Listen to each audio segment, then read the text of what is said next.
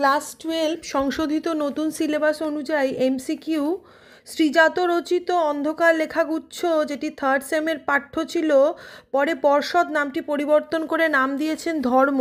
অন্ধকার লেখাগুচ্ছ কবিতাটার নামই হয়েছে ধর্ম। এটি লিখেছেন শ্রীজাত। এটি থার্ড সেম ক্লাস 12-এর পাঠ্য। এখান থেকে এমসিকিউ। অন্ধকার লেখাগুচ্ছ গ্রন্থের কত সংখ্যক কবিতা আমাদের পাঠ্য কবিতা ধর্ম? 14 সংখ্যক কবিতা। অন্ধকার লেখাগুচ্ছ কাব্যগ্রন্থের কবিতার সংখ্যা কত, মানে মোট কতগুলো কবিতা আছে? 50টি। আব্দুল করিম খাঁর ধর্ম কী ছিল? গান। তিনি গান গাইতেন। অ্যালবার্ট আইনস্টাইনের ধর্ম কী ছিল? দিগন্ত পেরানো। কবিরকে মধ্যযুগীয় ভক্তিবাদী সন্ত মানে সাধু। কবিরের ধর্ম কী ছিল? সত্যের বয়ান। বাতাসের ধর্ম কি? কখনো থেমে না যাওয়া, অর্থাৎ চিরপ্রবহমানতা।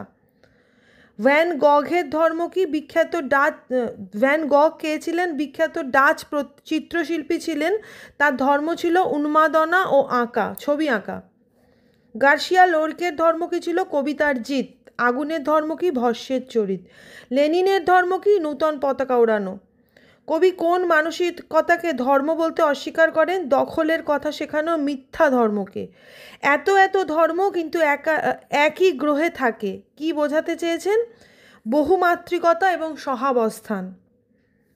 কবির মতে প্রাতিষ্ঠানিকতা আসলে কি নয়?